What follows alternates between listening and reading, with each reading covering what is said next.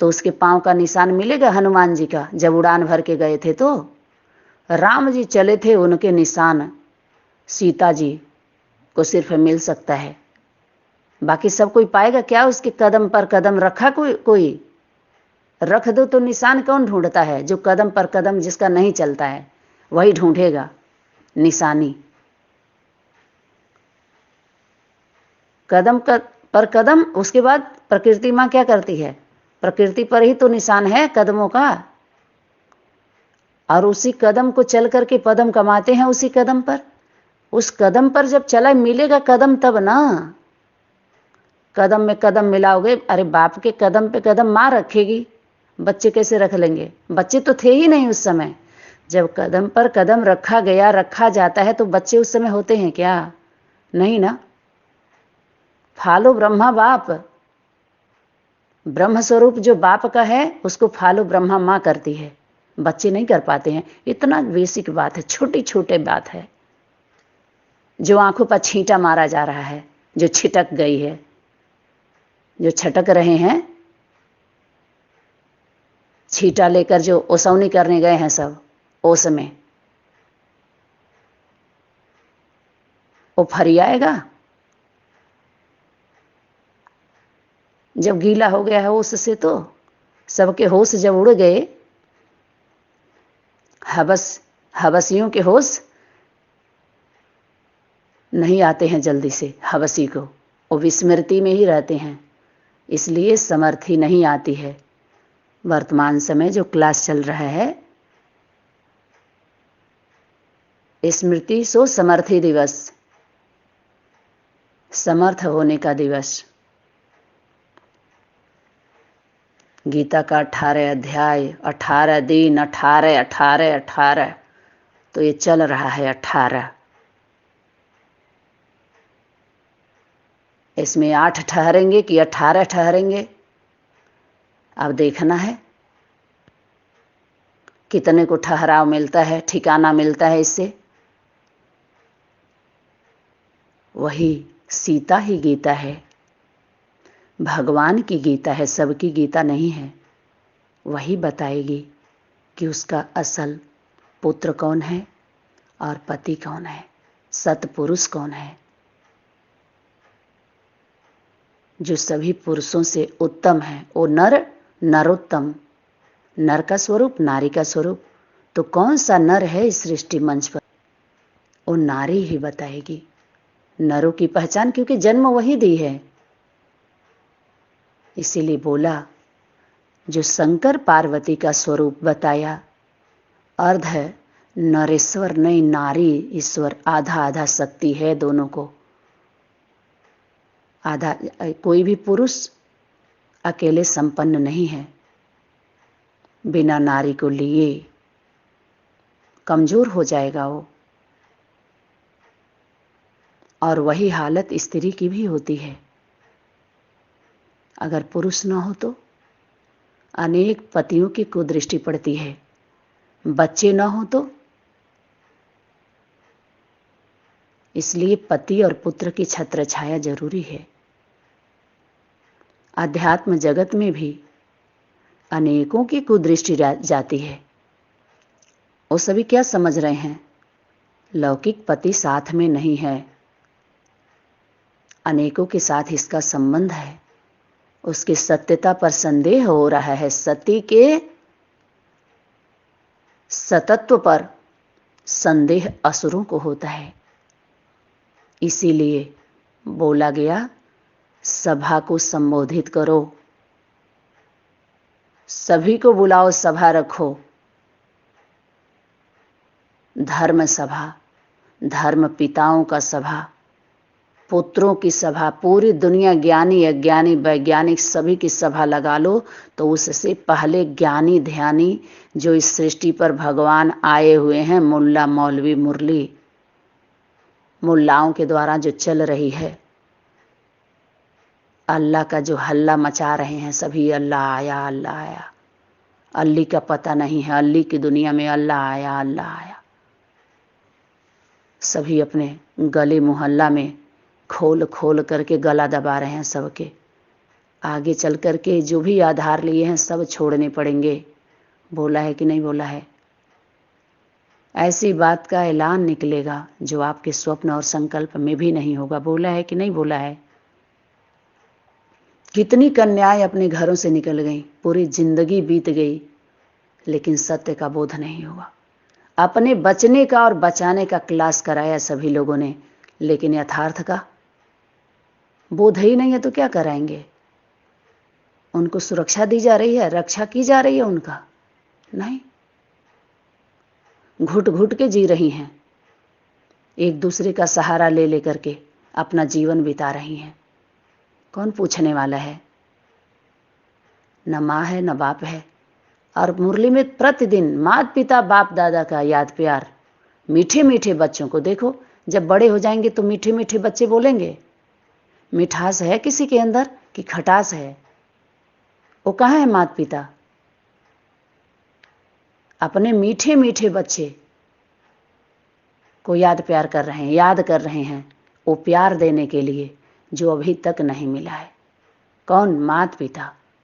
और जो बाप दादा है उनकी प्रवेशता है, मना उमंग उत्साह कहिए, सहयोग कहिए, उठाने का, बढ़ाने का, सहयोग करने का, प्रत्यक्षता से समझ लीजिए। बाप दादा की प्रत्यक्षता माता पिता के द्वारा होती है। जब प्रत्यक्ष हो जाएंगे, व्यक्त हो गए, घबराओ मत। बैकबोन बाप और दादा किसी भी व्यक्त तन द्वारा, ये आप सभी ने बोला, जो तन होगा उस सभी तनों को जन्म देने वाला नारी तन होगा, नरतन नहीं होगा। नर्तन को जन्म देने वाली नारी तन है। उस नारी तन का बैकबोन बाप दादा है। प्रत्यक्ष देखना हो तो पिता और पुत्र है बाप दादा। जो प्रत्यक्ष हुआ, प्रत्यक्ष दिखाई दे रहा खुली आंखों से। खुली आंख किसका? तीसरा नेत्र सभी का दिखाते ही नहीं है, काली और महाकाल महाकाली। और तीसरा नेत्र खुलता ही तब है जब तीसरा आता है, ये भी जान लो। तीसरे की जब दो मिलते हैं तभी तीसरा आता भी है और तभी तीसरा नेत्र खुलता भी है। नेत्र कहाँ का निर्माण कहाँ होता है? नेत्र का निर्माण मां के गर्भ में। बोला भी है कि तीनों उसके पति नहीं है अनसुईया के, जो ब्रह्मा विष्णु शंकर हैं, जो सत्य को जानती थी। लेकिन बड़े बड़े लोग जो बड़े बन के बैठ गए उसको मानते नहीं थे, उसका रिगार्ड नहीं रखते थे, उसका सम्मान नहीं करते थे। न सुनना चाहे न समझना चाहे, झुके कि झांक रहे थे सिर्फ। ये कैसे हो सकती है, ये कैसे हो सकती है, चलो उसका परीक्षा लेते हैं। ऐसे कैसे हो सकता है? मैं इतना था, मैं उतना था। तो इससे कम से कम देख करके सीख लेना चाहिए ना। सिखाने बैठे हुए हैं सभी, तो सीखो, मां से सीख लो। श्रीमत का लेबल लगा करके कौन कितना लेवल में है उसका लेवल का पता चला है। खुद ही अपना परिचय अपने ही दिए हैं अपने कर्मों के द्वारा। लोग बोर्ड पर नाम लिखने की जरूरत नहीं है, उनके काम से बोर्ड पर लिखा जाता है। बोर्ड कौन है? मां है, उसी के हाथ में रिमोट है। जितने बोर्ड लगाए गए हैं सबका बोर्ड उसी के रिमोट से उतरने वाला है। उतरने वाला नहीं, उतर गया। उतरने वाला तो भविष्य की बात हो गई। भविष्य की बात और भूत की बात। भूत की बात कौन करता है? कौरव। कांव कांव कांव कांव। भविष्य की बात यादव। पांडव वर्तमान की बात करते हैं। अब भी वही भूत की वाणी वर्तमान समय में वर्तमान बन के प्रत्यक्ष हो रही है। प्रत्यक्ष। तो जब बोला कि किसी भी व्यक्त तन द्वारा प्रत्यक्ष हो ही जावेंगे, तो अव्यक्त वाणी क्यों? जब व्यक्त होगा तो अव्यक्त जो पालना किया, जो पले अव्यक्त पालना में, तो उसका हिसाब नहीं लिया जाएगा। अव्यक्त पार्ट भी कब तक चलेगा, बोला है कि नहीं? अव्यक्त पालना भी कब तक? अचानक कुछ भी हो सकता है, बंद हो सकता है, हो गया। तो अव्यक्त जो होमवर्क दिया था अव्यक्त में, वो व्यक्त में पूछा नहीं जाएगा, पीछा नहीं किया जाएगा, भूतों को पीछे नहीं पड़ेगी वो महाकाली जो उसके पीछे पड़ेंगे। पीछे पड़ते हैं सुरक्षा के लिए नहीं, रक्षा देने के लिए नहीं, रक्षा करने के लिए नहीं, तो फिर क्या करेगी? वो पीछे पड़ जाएगी तो कहां जाओगे फिर? यहां पर बार बार यही बोला गया है, यही इशारा किया गया है सनातनी विद्यालय के सेवाधारी सहयोगी आत्माओं के द्वारा कि आप सभी ज्ञान सुनाने के बजाय ये सर्वे करो कि कितनी आत्माएं मुरली अव्यक्त वाणियों पर विश्वास करके बर्बाद हुई, कितने विधवा हुई, कितने अनाथ हुए, कितने का क्या लूटा, उनका लिस्ट बना करके न्याय के लिए आ गया हो। तो मीडिया वाले हो ना, वकील बने हो ना, उनका वकालत करो, वकील बन करके, जज बन करके फैसला। जज तो सभी बन ही नहीं सकते हैं, लेकिन ऐसे लोगों का वकालत कर सकते हो, फैसला नहीं दे सकते, फासला बना सकते हो। ऐसा वकालत भी नहीं करो जिससे फैसला ना हो सके, फासला बन जाए, दूरी बन जाए।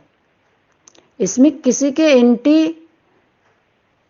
एंटी पार्टी की कोई बात ही नहीं है, ये तो परिवार की बात है। और परिवार में अगर सभी समस्या बनते हैं तो समाधान होना चाहिए, समीप आना चाहिए।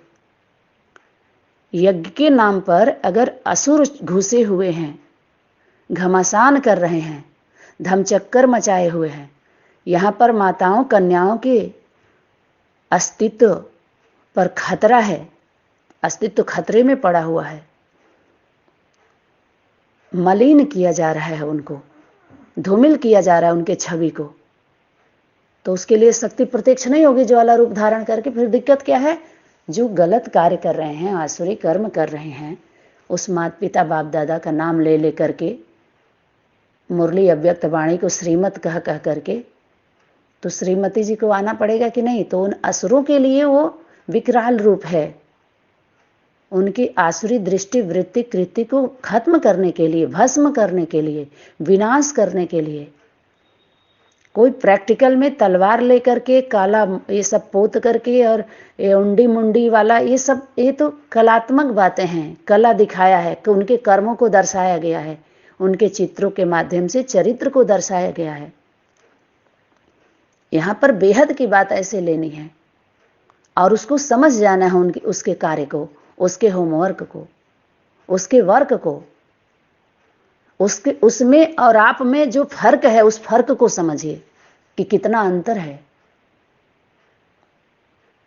जो जनाने का, जानने का जो जंतर डाल दिया है सभी लोगों ने, अपना मंत्र दे करके निरंतर नहीं होने दिया है, तो उसको खत्म करती है, जंतर को काट के फेंक देती है। मड़िया मारने वाले मुंडी को, क्योंकि ये जो पीठ है ये मिशन का पीठ नहीं है, ये याद रखें सभी लोग। जो पीठ की रीढ़ की हड्डी होती है उसी के ऊपर पूरी शरीर होती है, बॉडी। तो ये जो पीठ है, माता गुरु, ये पीठम संकल्पम पीठम, संकल्प लेने का पीठ है। क्या लिए थे शक्ति, क्या बोले थे? आगे चल करके देखेंगे, अभी सभी बात थोड़ी बता देंगे, आगे चल करके बताएंगे।